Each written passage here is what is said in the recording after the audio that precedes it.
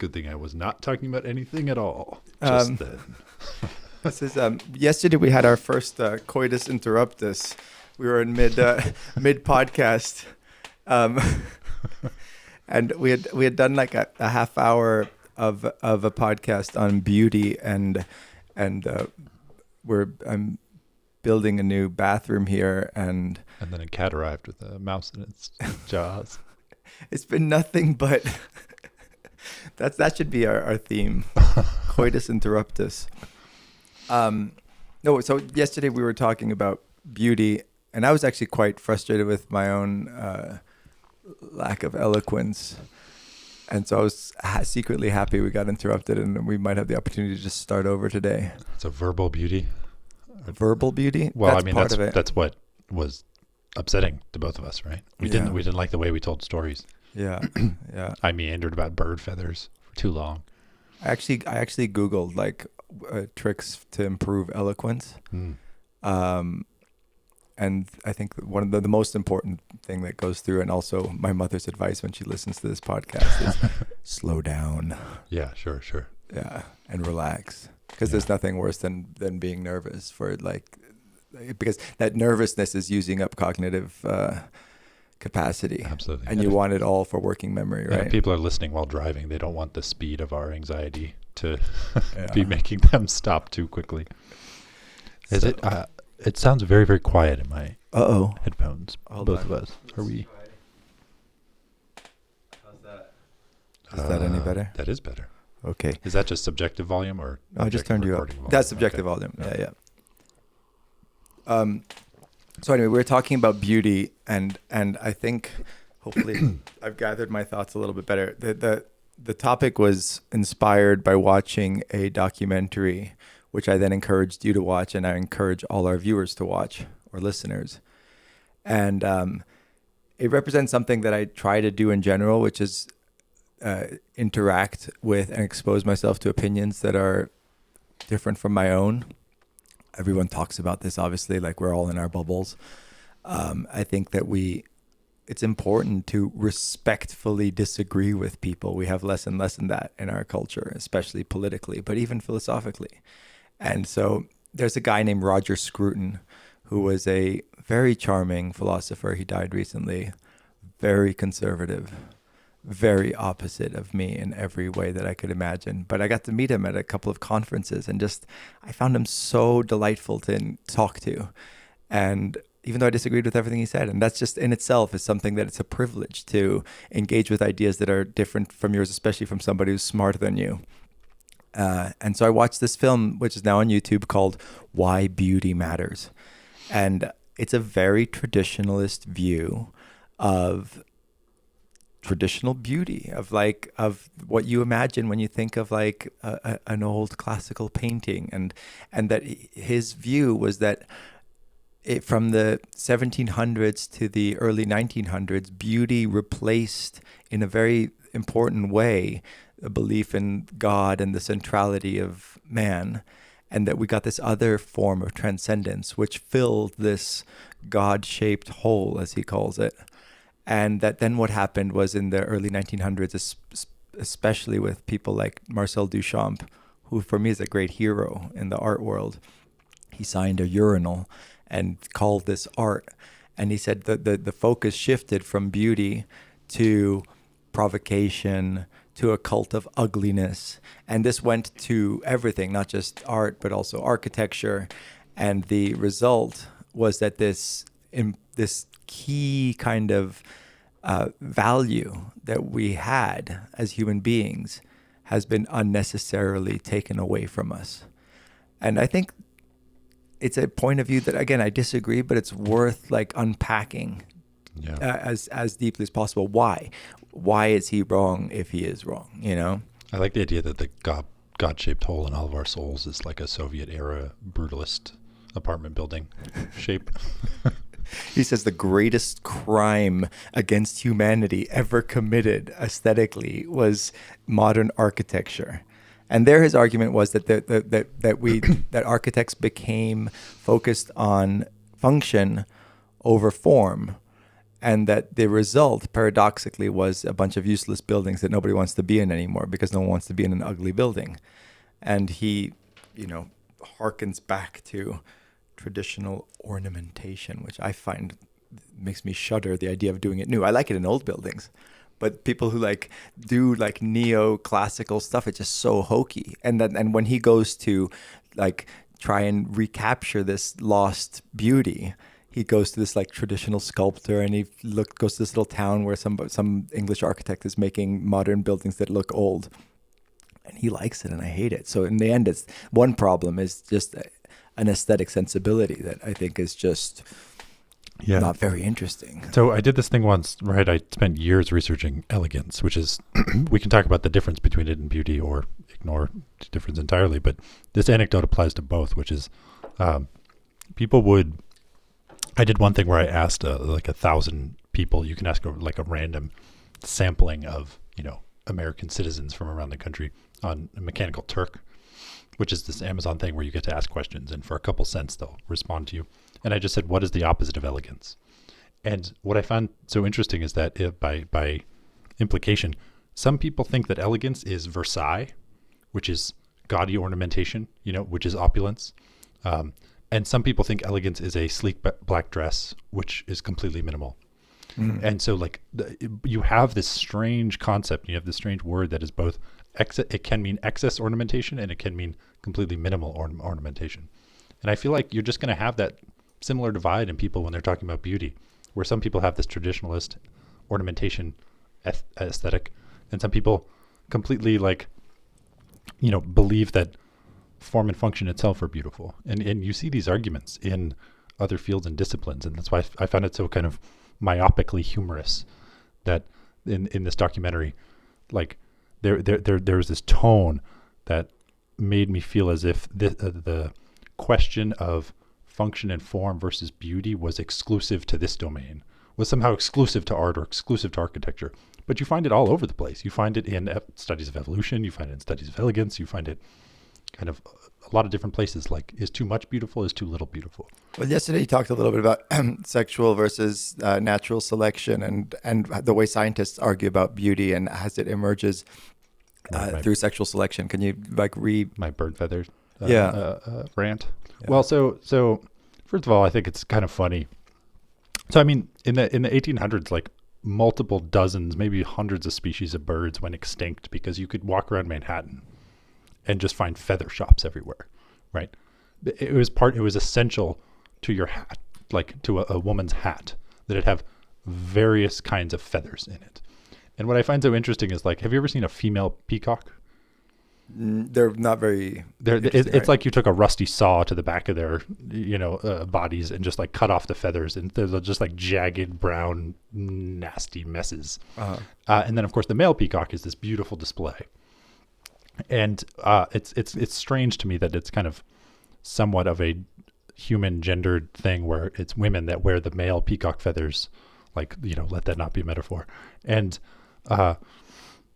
so when I was watching this documentary, what I found so interesting was that this idea of what is the role and purpose of function, what is the function of function effectively, that is a central topic in an ongoing and nasty debate in the evolutionary biology world about whether or not kind of Darwin's idea that survival of the survivors, it's this kind of genetic fitness and it's this behavioral fitness that lasts over time, and the only thing that matters is your ability to survive, versus there's this other kind of sub theory called sexual selection, which Darwin mentioned. It is credit to him, but he didn't kind of hone in on. And the idea is that there are preferences that exist that are somewhat separate from function, that are exclusively subjective preference, that are actually driving some species evolution. And so the big thing, there's this book by Richard Brum, this Yale ornithologist, bird guy, not half bird, half guy, bird guy. And he argues, I think extremely convincingly, that if you look in the bird world, so much of the ornamentation in the bird world and the display and the courtship ritual and the courtship display is driven by female preference, female bird preference. And so he argues that not counter to Darwin's natural selection, but kind of in addition to, or perhaps at some points replacing natural selection, is sexual selection, which is exclusively preference. It exists in the head of the bird. Nowhere else. It's not about can you run faster. It's not about are your muscles stronger. It's not about winning like a male-male competition for mating. It is just a preference that exists. And there's this... And that's how the peacock gets its fancy feathers. Yeah. Right? Yeah. Not because they're useful. They're just because they're attractive to the female. Right. And so the classic thought was, oh, well, the ornamentation on the peacock seems to be so gaudy and so ostentatious, and they're so ornamented that it would actually harm and hinder natural selection. Like the thing can't run away as quickly. Right. Things like that. But the point of this is that in order for sexual selection to be this driving force, it has to actually be completely untethered to the function and the survival of the thing, the survival of the animal. So it's not that by virtue of putting on these displays, you are then less good at surviving. It's literally just irrelevant to survival. Mm-hmm. And so it's a cute little like bumper sticker thing called "Beauty Happens." That's the phrase in the field, or it's one of the theories, which is just that when you select, when a mate selects on the traits of beauty, the offspring inherit not just those physical characteristics like a jawline or a dimple or some bullshit like that, some lucky people get, that you also end up inheriting the preference.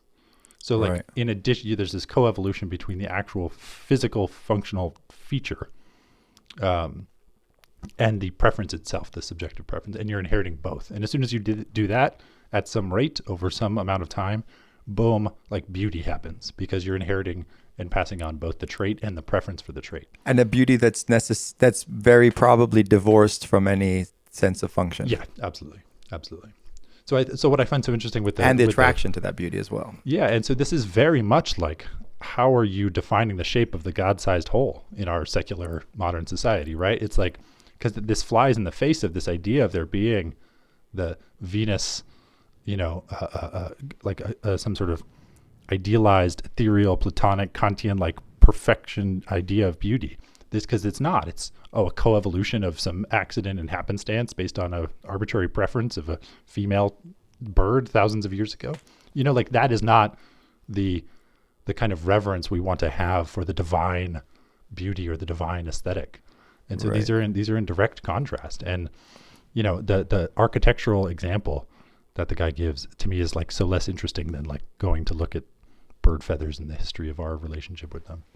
I mean, I think they both will tell us interesting things. And I think that what is interesting about this beauty is inherently interesting. Obviously, it's something that we find attractive and compelling. But as a philosopher, especially watching this film, I was reminded how much the notion of beauty is tied to deep metaphysical issues of what is truth and what matters. Yeah. Right. And I think that's what this conservative view is deeply nostalgic for, this kind of platonic transcendence, and deeply disturbed by the negation of that transcendence that is contemporary art and architecture. It's saying, no, let's focus on here and now. Let's focus on the physical, the transient, all the things that the Platonist finds offensive. The Platonist wants to think that truth is somehow outside of the world, that there's something eternal, right? And I think that what happened in the 20th century was a slow, or maybe sudden, just rejection of that. And hold on, I was reading a review of it. Like it was a TV review, and the guy offhandedly kind of said, "There's no, we should stop looking for the transcendent in art because it doesn't actually exist." Or it was like he made this really like harsh and sweeping metaphysical claim in this one paragraph long TV review. But there was this, I think there's a contemporary kind of intuition that that notion of truth is no longer speaks to us. And that's why a work of art, when you put yourself in the mindset of the older generations, you can walk in, you can listen to Bach and try and put yourself in the mindset of someone who had that sense of belief. Or you can walk into a church, and many people do. Obviously, there are many believers out there today. And when Nietzsche said God is dead, he says specifically, it's not that there aren't people who still believe in God. It's that that belief in a transcendental, eternal, like other and timeless truth and everything no longer kind of matches our contemporary understanding of what it is to be a human and what it is to be a thing. And whether people still, fight against that by having these traditional beliefs doesn't change the fact that God doesn't exist for us in what it means to be a contemporary human anymore. And so like Heidegger, when he talks about the purpose of the work of art, and I think this is very useful, and I think people should go and find an essay which is not too difficult and not too dense and not too long, especially for Heidegger, who's a notoriously difficult philosopher, The Origin of the Work of Art. And he talks about the artwork being, the purpose of the work of art is to show to human beings what it is to be a thing, what matters, and what are the meaningful differences at that time. So you don't want an aesthetic experience. And this is why I think Scruton is also profoundly superficial, because he's looking for this aesthetic pleasure from these things. And the root of aesthetics is my feeling. That's why we get the word anesthesia, without feeling, right? And I think that, and then it ends up becoming just a celebration of what he thinks makes him feel good, which is like these old-fashioned musics and architectures. But so Heidegger talks about the Greek temple as a work of art. It doesn't represent anything, but the gods used to live there. People went in there and they felt the presence of the gods. When we today go visit Paestum, which is like a Greek colony in south of Italy, near Naples, which I recommend people do, is beautiful. But it's an aesthetic detached experience, or it might be a historical experience. We might be looking at it and say, like, I can understand a little bit what it was like to be an ancient Greek because I'm standing in this place. But the work of art is not working anymore. It's not like it's not serving its function, which is to hold up what it is to be human at that time. And that's why contemporary art, when we see that, if it's really working, it's making us reflect on what it is to be human today. Yeah. So let's talk about this idea of experiencing presence when you encounter a work of art. Also, because I think it does actually relate also to what happens when you're around a beautiful person. Uh-huh. You feel a different kind of closeness or interaction with a kind of presence.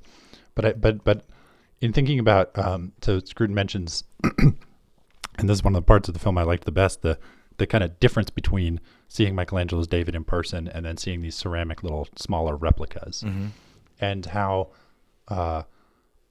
there's a sense in which the David itself is representing something that could be transcendent, that could be divine, that could be presence of Michelangelo or the artist himself or something, something godlike, but that the replicas are only representational of the statue itself. So they're like one step removed and therefore diluted in their aesthetic possibility effectively. And I do think the thing that, like, I do wonder about whether or not the shape of the God-shaped hole, or what it gets filled in by, kind of like mortar or, cement, like where does it go and what does it get filled in with? Like, it does have to do with the experience of the presence of a thing. Like, I think that's one of my strongest aesthetic experiences of beauty itself, is feeling like that someone else has been here, or that this was made, or that mm-hmm. this thing was made for me to experience beauty, something like that. And it's gone when you don't believe in anything metaphysical. It kind of goes away when you don't believe in anything other than the thing that is immediately in front of you. So that's why the art that Scruton rails against he's British, so he goes against the young British artists, which is a very important movement, and Tracy Emin and Damien Hirst and all these people. And so Damien Hirst famously has like the shark in formaldehyde or the skull that's like bejeweled. It's very much about the decay and death. There's this, and all these things that even when Scruton sees death in a religious painting, he loves that literal kind of active idea of resurrection. I think that you're even when you're seeing something ugly like this horrible act of somebody being crucified, it's bringing you in touch with all of these deep religious feelings that are a way of negating that death, literally and symbolically and religiously on every level. and I think it could be historical as well, and instead of religious feelings. So there's a guy who went blind. I don't know for certain if it's John Hull, the philosopher who went blind, but I think it's either mentioned in his book, On Sight and Insight, or is just literally by him. But the question was, someone who's completely blind, do you still travel? And if so, why? And if so, what is your favorite place in the world? And the answer was Rome. And the reason is the experience of the ruins and the presence of feeling like the historical past is more similar between him and a sighted person, because both of them are having to imagine. Both of them are having to imagine the presence. And I thought that was really beautiful, that like, you know, if he now goes to like the Grand Canyon or something, he can't feel its presence because he can't see. But in Rome, you feel the texture of the column that, you know, doesn't exist anymore. And he has to use his mental capacities to imagine it the same way that a sighted person does. And I feel like that was a commentary on presence of art and presence of historical closeness. And probably the like phenomenon of what it feels like to have an aesthetic experience that is close to the author or close to the artist itself and or close to like the historical importance of the building is probably very similar. It occurs to me that the opposite of this Scruton documentary, which again is called Why Beauty Matters, it's on YouTube, is one of my favorite documentaries about an artist, which is about Francis Bacon. I think I've probably mentioned this film a few times, but it's at the Tate Modern. There's a guy who works there. A guy who like, I don't know if he's a curator, but he's also a TV personality. His name is Melvin Bragg, and he does these profiles of artists. And when Francis Bacon was still alive, he had him come and comment on other work and his own work, and then they visit him in his studio. And his is the most nihilistic painting that you can imagine. You know, it's just all of, he would go to like a butcher and like look at the hanging carcasses of the cows and then like try to replicate that intensity. And he says, well, what do you say to people who say that it's just violent and ugly? And he says, well, first of all, I find it astonishingly beautiful. When I see these carcasses rotting flesh, he finds that really beautiful. And then he says, and then I try my hardest and fail to just capture a tiny bit of that intensity. But what could I possibly do to compare to the actual violence of the world, right? The actual death and destruction and despair and everything. It's like, I can only hint at it. But then he says, well, what do you believe in? And he says, I believe in nothing, but I'm an optimist.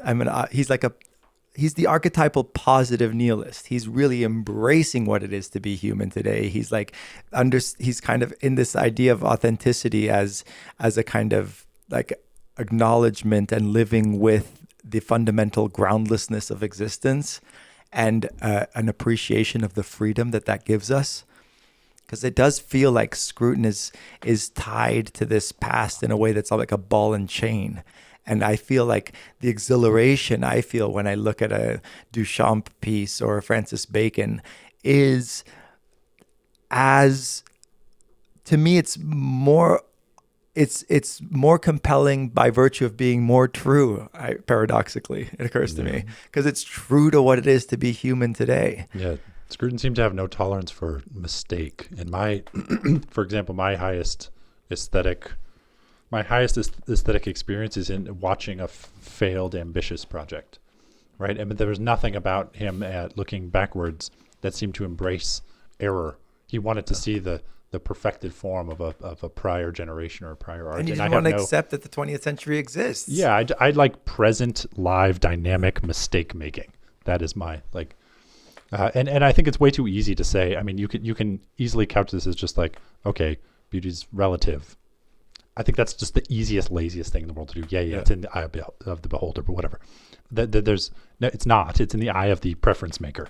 And there's this old and in the culture at large. Yeah. There's this satirical book. I don't know. That was just called Giraffes ? Giraffes ! Came out many decades ago. And it just has in the middle like pinups of really attractive giraffes. And what's so great about it is like you kind of get a sense that there are more or less attractive giraffes, and the lighting does matter. It's just close-ups of the faces, kind of selfies, professional photographs of these like giraffes in silhouette and, like posing. And they're real ones. And it's just so funny because you do end up, looking and like trying to imagine what it is like to be a giraffe that has aesthetic discernment amongst the beauty of other giraffes, because at some point you will have to choose like which one do you want to mate with, right? Yeah. As do we. And it's so funny to me that Scruton's thinking about these kind of like divine presences of beauty or aesthetic forms and everything, but like there are these studies in monkeys where you teach them how to exchange juice for money, and they will exchange their juice for just pictures of the faces of higher status males and pictures of reddened female monkeys in estrus, in heat. So like red asses.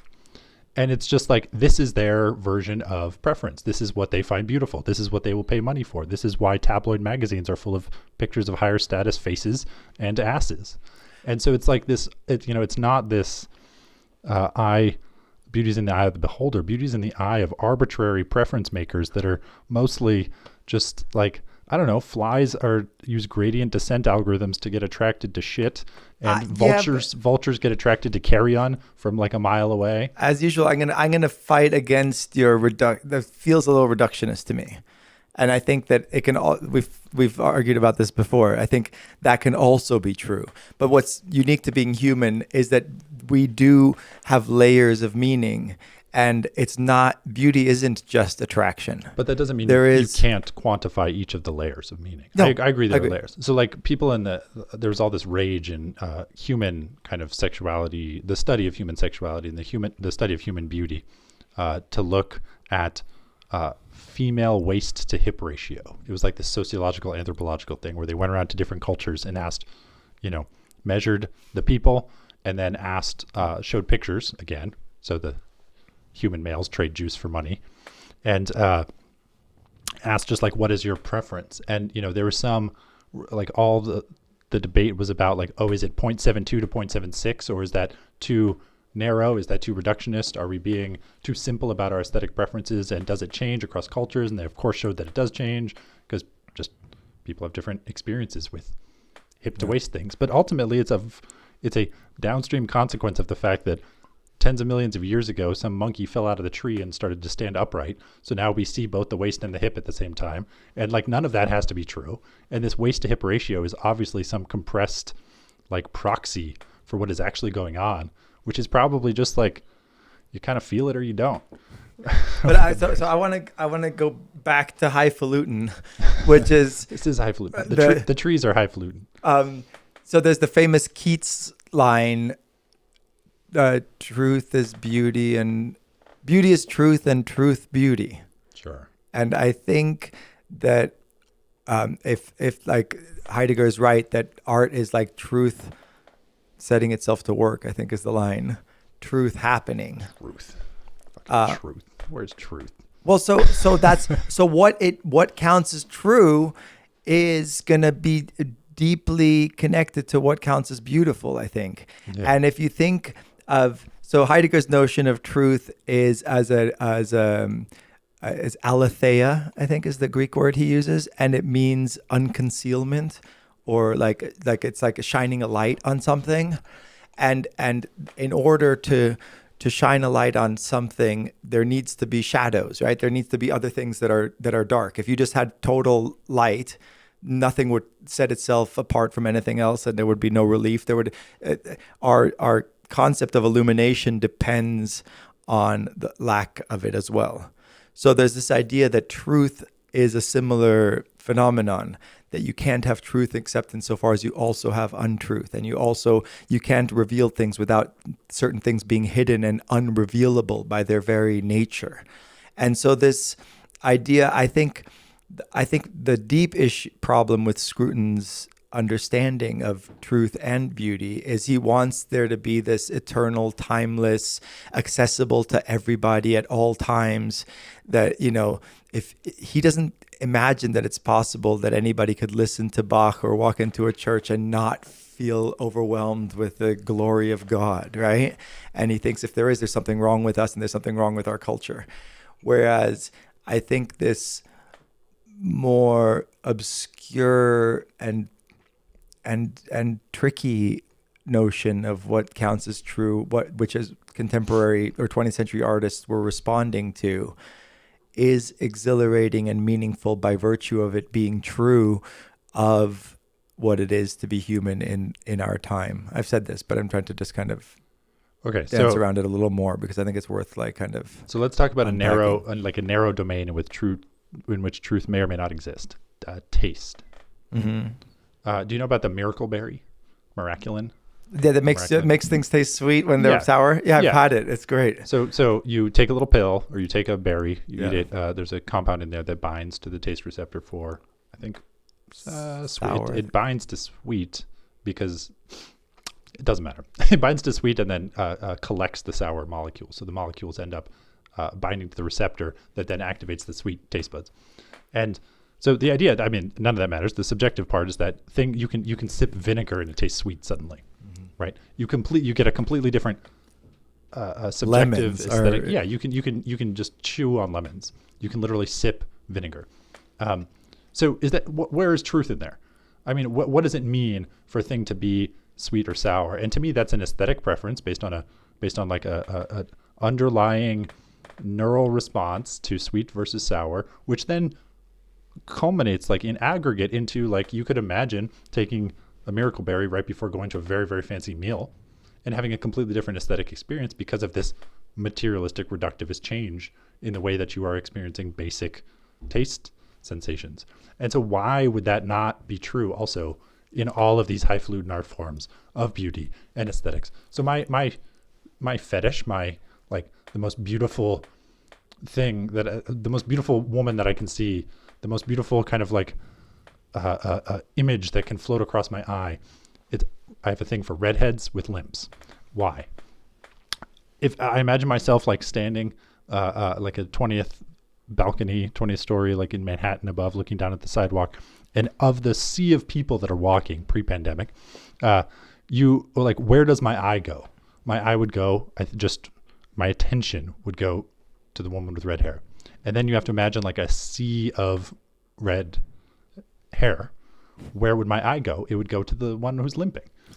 It's just an attentional thing, right? Where, to me, that's as reductive. Why do these preferences exist? Oh, because I follow some attentional path. I follow the attentional path that I find compelling. Why do I find that compelling? I have no idea. Why does why does the mouse run one way or the other, towards or away from a thing? No one has any idea. It's this is what I mean. Beauty is in the eye of the preference maker, and we have no actual access to the preference maker. And I think this is equally as true of these sweet and sour and vinegar and taste as it is with elegance and beauty and these higher kind of art forms that seem to be different or divine or something, but it fundamentally can be reduced down to, oh, your eyes just snapped in that direction because you have some photosensitivity to red. I don't know. When I think of my most meaningful experiences of art that have most moved me and put me in touch with something that transcends my immediate, fleshly surrounding, materialist surrounding, it's been in the flamenco world. And there's so many factors that that put you in this mood of reverence and gratitude that I think points at a deeper truth. And one of them is that it can't be done on command, right? So you have to go and you have to, immerse yourself in this culture and do all these unspoken things that just allow you to interact with people who might, have the possibility of expressing this art form in this way. And then you have to have spent years listening to this music so that even if it happens, you would recognize it. Because otherwise, if you don't know flamenco, you're just going to hear screaming. You're just going to think like, oh, they're just hearkening after like the wailing of suffering. But instead, there's like incredible skill there that as both the singer and the listener, right? And then you've got to like hang out in these bars after they close and then just, and drink, which also puts you in a altered state of mind, It's the miracle berry for people. Yeah. And then suddenly at 5 a.m., a guitar gets pulled out from, just by pure luck, someone has a guitar behind the counter or something. And then this music happens. And then people, I think, what's her name, who wrote Eat, Pray, Love? Elizabeth Gilbert. She gives a TED talk about this, where they all of a sudden, the mood is so strong that people start screaming, "Ole," right? Which actually the etymology of "Ole" is Allah, right? Because also the culture comes partly from North Africa, and so they were like, suddenly the God was present, and I think that again, the reductionist scientific view of yes, people are peacocking by playing the flamenco guitar, and there's a lot of that happening. If you look at my film Manuel, it was this great flamenco poet. He delights in the tailoring of his shirt and the buttons, and I mean he's peacock through and through, right? And yet when he starts to sing, it feels like something is coming through him, and it feels like it's the understanding of what it is to be human at that time for those gypsies, and the whole history from India through North Africa and Eastern Europe of that musical tradition is suddenly like coming through his body, and Heidegger talks about this, like you get this mixture of like earth and world, right? So the earth is like actually what you're talking about, the physical stuff, and then the world of flamenco is this much more ephemeral, like hard to define thing, which is illuminated by these shared practices. And if he was just alone doing it, it wouldn't be there. And if it wasn't, so if all these people weren't there at the right moment, in the right place, with the right acoustics, with the right moment in time, and suddenly you have this, and it's true to that moment. If they were playing a flamenco from 200 years ago, it would become a museum piece. It would become what Scruton is hearkening after, right? It would become this aesthetic experience of like when we sit at the opera and we listen to Verdi or Mozart and everything, and we just try and appreciate this anthropological experience of a time past. No, it's not that. And I think it probably exists in the hip hop world, in the jazz world, and it exists in other art forms. Also, when you walk into probably into the Disney Hall in downtown LA, and whatever Frank Gehry has done to kind of make concrete, literally, and make manifest something that would otherwise be too ethereal about what it is to be human at that moment. And I think that's truth going to work in a way. All right, so I'll meet you in the middle, which is like, let's not talk about the reductive world or the earth of beauty, but the world of beauty, right? Yeah. How much time do we have? It's up to you. It's 8:33, and we're 38 minutes in.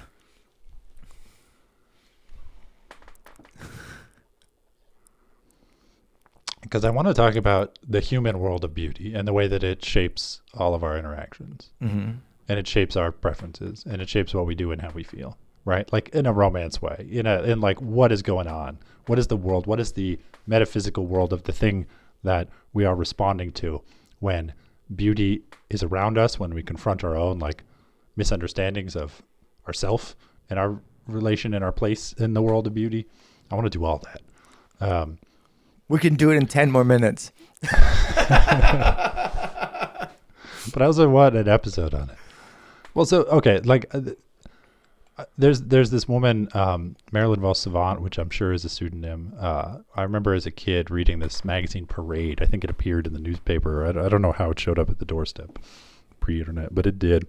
And amidst all this like talk about beauty and culture and society, she had this column. And she was Marilyn Savant because she was supposedly a savant. She had a genius level IQ, right? Back when that mattered. And for a woman to have a column that was 100% about just ideas and riddles and puzzles was kind of rare. And she, at one point, there was this controversy because someone had asked, if you would you trade 10 IQ points for the equivalent in like 10 percentile point increases in beauty, in your own personal attractiveness and beauty? And she said yes. And it was just such a controversial claim, right? Like she was like, what does that mean? That's weird. That's never happened before. I don't know. What does it mean? And just this idea that this woman who, was a mentor to some, and it was just thinking about brains, would trade like intelligence for a little bit of increased attractiveness. So like, would you? I would do it the other way around. I would like to be smarter, and I would become less attractive to be smarter. I'm constantly wishing my brain worked better. So do you think it's even possible to imagine what it's like to be 10 percentile? And I say this yes, like, I just look at you, Patrick. Oh. Cut your heart out. And so like it's like, do you think it's possible to imagine like what it's actually like? So do you think it's equally impossible to imagine what it's like to be 10 IQ points smarter? Because you can imagine that the world is just being like visualized and processed differently, but also to have this kind of objective like switch in 10 percentile points in attractiveness, probably the world just appears different to you. People interact extraordinarily different, and maybe there are individuals that have throughout the course of their lifetime like that range, like they drop or they go up or down or whatever the hell. And I'm saying these in objective terms because I do think you can actually tragically talk about this in objective terms. Like you could have everybody do like a binary first choice test between two people, which is like you have to choose which one is more attractive just given a photo or 10 seconds with a person. Go ahead, sorry. Well, and it's like, it's this odd thing that I think ends up implicitly shaping a lot of interactions. And in LA a bit ago, I was having a conversation with this woman and her friends, and she was talking about how she brought up like, remember the hot guy at the festival? And they were all like, oh yes, right? And the thing that I found interesting was that she then said, it was so weird, no one has ever smelled my armpits before, but he just asked me, a total stranger asked me if he could smell my armpits. And she said yes, like without even thinking about it, she just said yes and had it happen. And so it's just this interesting like permissiveness that exists sometimes where you allow things to occur in a way that is like this is what I mean by it's not in the eye of the beholder, it's in the eye of the preference maker. People can't unpack why it is that they allow some people to do some things or some people to get close, or where their body recoils when you like brush like arms with someone versus others. Mm-hmm. And it like, there's a whole industry of it that I don't think is the commercial or capitalistic industry, but it's like the social romantic industry of it that we don't talk about so much. So my one of my favorite things on the entire internet is there's a talk by Neil deGrasse Tyson, and then there's a Q&A afterwards, and they ask him like, what keeps you up at night as a scientist? What if you could solve any question, scientific question, what would it be? And he said, the thing I worry about most is maybe human beings just aren't smart enough to understand the nature of the universe. We weren't, evolution didn't set us, didn't make these 3 pounds of brain to make us understand the ultimate nature of reality. It made us so that we could function, right? So we could like hunt and eat and fuck and do all of these like very basic things. So he says like, there's only a 3% difference between us and a chimp. And there is no way you will ever explain to the smartest chimp in the world, find the smartest one. I'm going to go to the store and I'm going to buy some milk and I'm going to come back and I'm going to make dinner. Like this, the chimp just can't grasp that. And he says, now I try and set up a similar analogy of somebody 3%, some other alien species, 3% smarter than us. And, they come and find us and they wheel out the smartest one. They wheel out Stephen Hawking and they say, this one, can do, differential calculus and in his head, just like our little kindergartner there. And look at our little 3-year-old wrote this sonnets and we put them up on the fridge. And then they understand what the universe is. And there's just not in a million years, they'll just never be able to explain it to us because we're just physically incapable of understanding what to something just a little bit smarter than us would find simple and apparent, right? And so that's where those 10 IQ points more.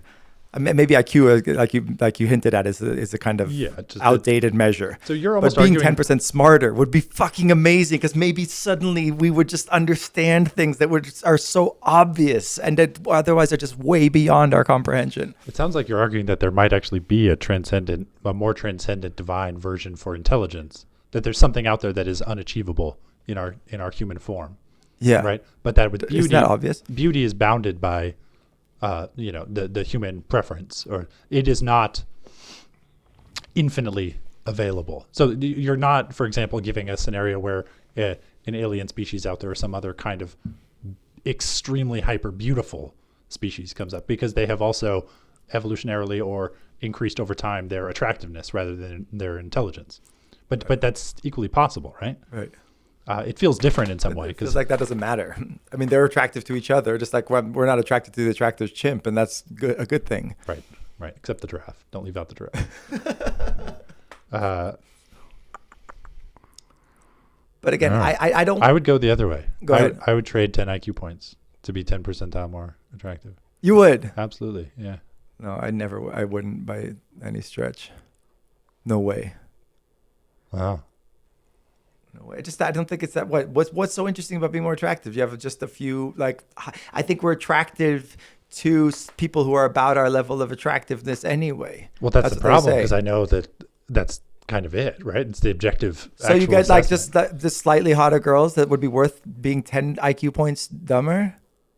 Yeah, that's the whole point. I mean, it's not about, no, it's actually not about just the transactional, it's about female attention or female anything, but there's a world of thing that happen. This is what I mean by there's an industry and an economy of this kind of implicit attractiveness and beauty. More good things happen to you. Yes. Men treat you differently. Right. When you're trying, police probably treat you differently. Right. Bellmen do. And there's a world where sometimes your attention actually. So I had a very militant Marxist girlfriend, and she would just rail against the privilege of my friends and how people would have, these people have money, and therefore the world is much more open to them. And she was stunningly beautiful. And I said, okay, would you trade? You were born intelligent and stunningly beautiful. Would you trade either of those things or both those things to have more money? And no, obviously she wouldn't, and I said, well, that's because you also were born with an asset that's very, very valuable. And it's just, you should, recognize that as opening doors even more than money does. Charm, beauty, all of these things actually probably, they are an asset that's just as arbitrary and unjust as people who are born with an inheritance of something much more crude, I think, which is just the financial ability. I mean, obviously, I don't want to just be dismissive. People who have money do have a lot of doors open to them, but I've seen people who are rich and also, dumb and unattractive, and life is very hard for them, I think. Yeah, but these kind of zero-sum games, it's people are really bad at counterfactuals, right? People are really bad at imagining removing one trait or adding a trait and then actually truly imagining those consequences. And I think it's a failure of imagination in the way that it's hard for us to imagine what it's like to be a bat. It's hard for us to imagine what it's like to be attracted to faces of giraffes. But I think it's equally hard for us to imagine what it's like to be you know, kind of far out and at a different spot in the distribution of various different ones of these features, like intelligence or like attractiveness or something like that. But so I do think that there's a profound injustice and arbitrariness to people who are born and who inherit either a lot of money or a lot of beauty or a lot of intelligence. We tend to give credit to people who are smart as if it's their own, like, oh, they read a lot or they have a great education and all that stuff. But I think that seems, insofar as I've been lucky enough to have a good education and be, you know, a little smarter than the average person, I think of that as completely arbitrary and luck, right? I mean, it's genetic and it's like, but we attribute, it's an arbitrary inheritance. You know, as much as we try not to, we attribute skill to beauty sometimes as well. Do we? Yeah, I think everyone does. I think implicitly the amount of like side effects of encountering a person of some level of beauty, where you just realize that you're more likely to give them your attention, or you're more likely to tell them your best stories. Yeah. Or all of this bullshit that is inherently indistinguishable from actually treating them as if they're skilled in some way. But they're not. I mean, but they are. But they're not. But they are. It's like it's wrapped up in quite a bit of, I think, a lot of unconscious just. I mean, so the thing that I am most,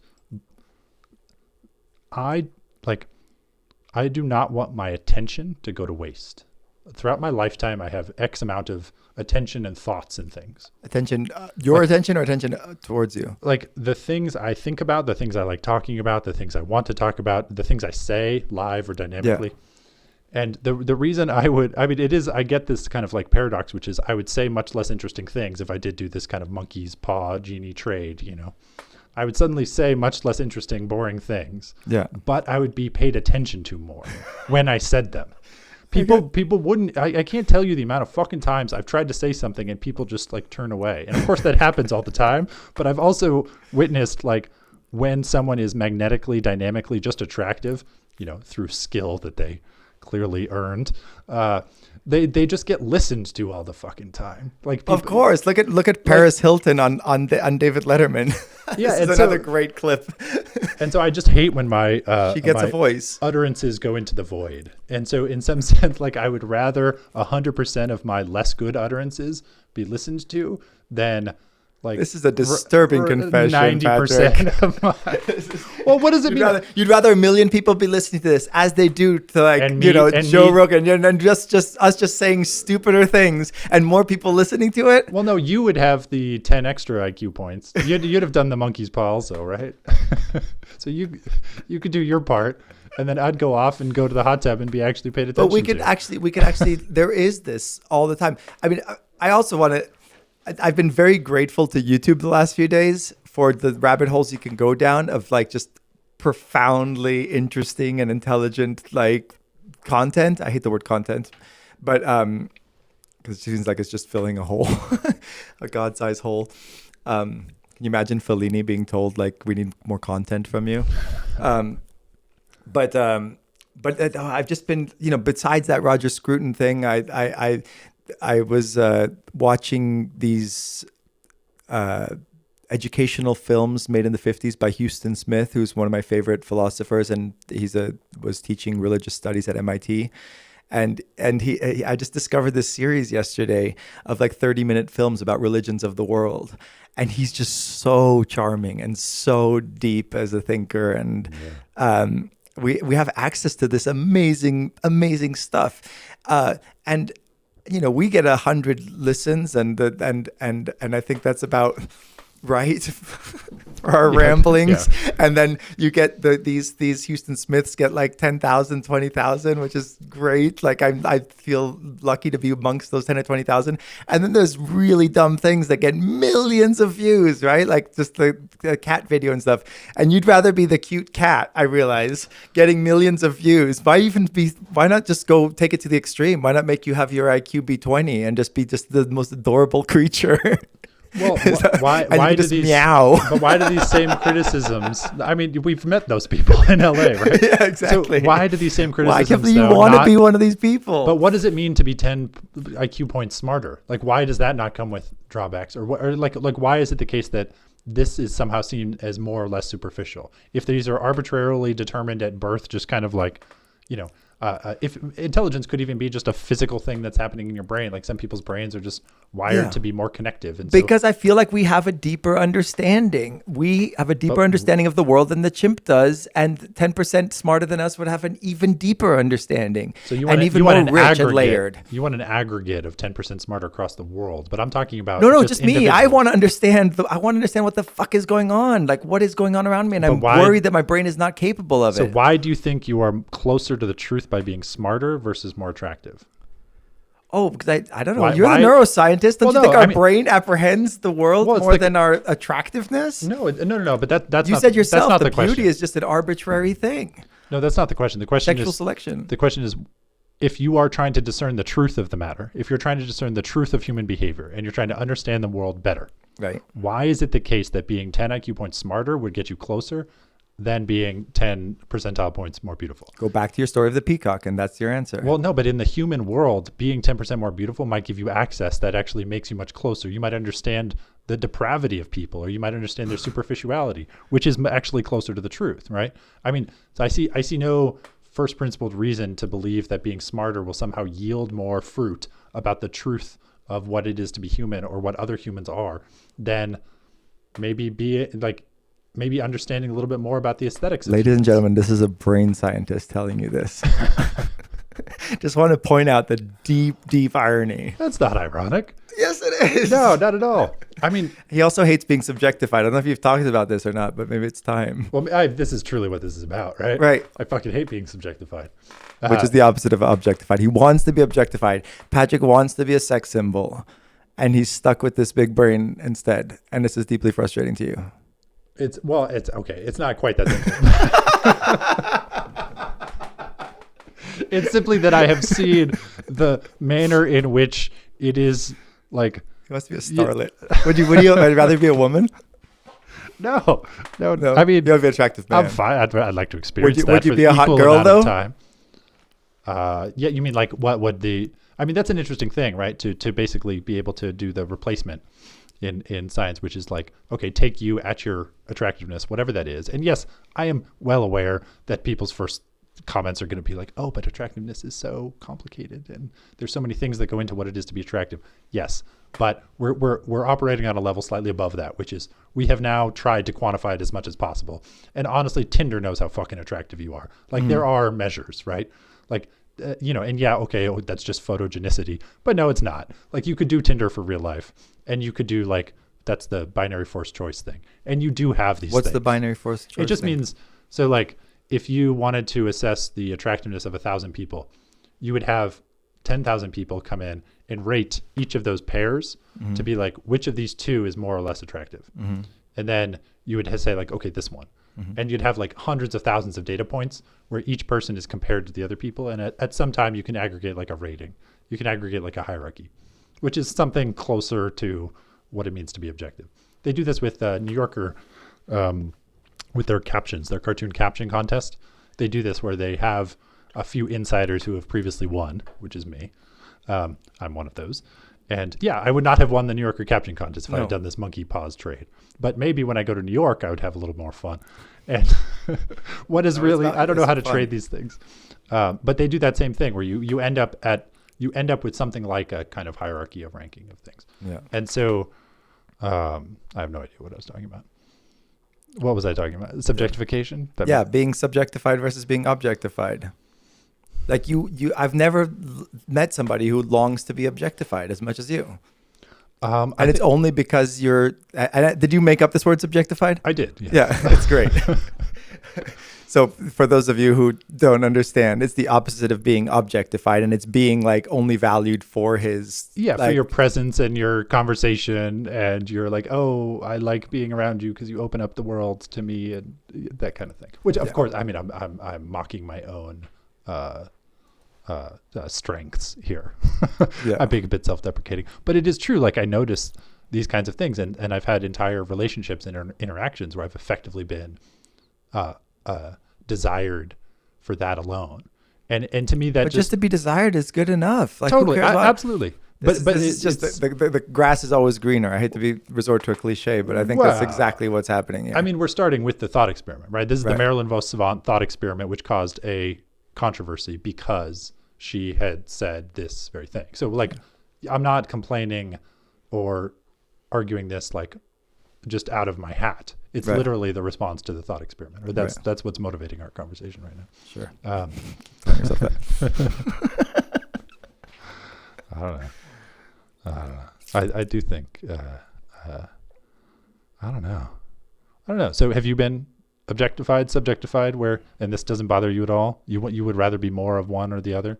I just want people to like me. I don't care why. You just want approval, but you don't Yes. want you don't want to know the underlying reason or cause. I'm not gonna nitpick. Like, if somebody likes me, I'm happy. Obviously, like if I think I'd rather be. It feels like it's deeper and more interesting to be liked for who you are than what you look like. I don't think But what you look like is part of who you are. Like mind body dualism, it's gone. It's 2020. No, I hear you, but I still think I think women are more. I wish I could be more like a woman who's more like attracted to, like I've seen very physically unattractive, very smart guys get the most beautiful women because they're attracted to their intelligence. And I think that shows that women are deeper beings than men who are so superficial and just into like physical attractiveness. And so I've tried to channel that, and I have found attractiveness that goes deeper than just a physical beauty, and I find that a richer experience. Obviously, I mean, if you're just with somebody just for their physical attractiveness, it gets boring really fast. All right, and I'm definitely like try and channel a sapiosexual's side. All right, elephant in the room. You at one point were married to a woman who, while being married to them, was ranked the number one sexiest woman in the planet. Yeah. What was that like? I just found myself amazed that this thing happened, but this thing was happening. Like, just watching this propulsion into stardom, into the public eye, and it was a double-edged sword for sure. And in terms of the not evolution of beauty, but the evolution of respected or received or acknowledged beauty. Like, did that change her? Did it change you? Did it change your feeling of your? Oh, it was definitely a defining characteristic. Fortunately, there was a lot more there as well. Intelligence and curiosity and ambition and all a bunch of other things that I think contributed to her success too, which is like, it's not enough just to be beautiful. There's a fucking million beautiful people, and they're not there being ranked. They're not even being counted because they're not interesting. I think that there was a perfect storm of like being attractive and smart and hardworking and all of these things, and then it led to lucky too. Like, I think that there were all of these kind of stars aligning, and it led to this kind of propulsion into the world of celebrity, which is a world like the world of flamenco or the world of jazz or whatever, and it's a world with its meaningful differences. Yeah. I was remember thinking when I was also like shooting fashion things and thinking that fashion counts as a Heideggerian world, disclosing activity. There's this idea that skillful behavior without any fundamental meaning can be a domain for meaningful distinctions, and that's what actually we should seek, and we should acknowledge that there's fundamentally no meaning, and therefore maybe the fashion world is the best example of that, because there's all these people who have agreed that these things matter when so obviously they don't. Right? Like whether skinny ties or fat ties are in fashion, right, or the big knot or the little knot, or the, the high-waisted jeans or, low-waisted jeans, flares at the bottom. Obviously, it's arbitrary. And when you work in the fashion world, you see these smart, committed, really skilled people like the stylists, the photographers, the hair and makeup artists, and they're all dedicated to this thing, which is just so profoundly meaningless. Like that Jim Carrey clip, right? I wanted to find the most. He goes to Jim Carrey. If you haven't looked at this, go type Jim Carrey red carpet. And he goes to this fashion red carpet and they ask him, what are you doing here? And he said, I wanted to find the most meaningless thing that I could find on earth. But don't you believe in icons? Yeah. We're here to celebrate icons. Don't you believe in icons? And he says, there's just stuff happening. We're clusters of tetrahedrons floating through space. And again, that's the reductionist view, and it's true, and it's fun to hear him like call it out. But really what he's doing, it occurs to me, is that he's just acknowledging this groundlessness, which according to Heidegger is what allows for freedom and actual meaning to take place. And I've seen it happen on fashion shoots where everyone's focused, their attention is on this thing, and everyone knows their place and what they're getting good at. And there's a beautiful whooshing up of beauty that's, of course, would have been seen as ugly 100 years ago. Of course, it's just totally contingent on these arbitrary preferences of this time. And yet it shows up as wow, and everybody will applaud when it comes out just right and you get just the right image. And it takes a deep skill for the art director who knows that image is the one. Now it works. That one didn't. And any unskilled eye wouldn't know why that one can't be in the magazine, but that one can. And so it's a beautiful thing to see this world. But there also is corruption in it. And I think that's, and I wonder if certain worlds are more prone to corruption than others. You have to have certain sort of structures in place that prevent it. And that, we thought we had them in our political system. And obviously we don't, as we see norms that are unwritten get tossed aside. Yeah. So I don't know. This could be something for another episode. Do certain worlds cultivate integrity more than others? Yeah. And whether the world of celebrity does seem like a dangerous territory, and I could probably dive into that more. Let's do On Beauty Part 2 at some point. I have to go be subjectified at work. Okay. Bye. Bye.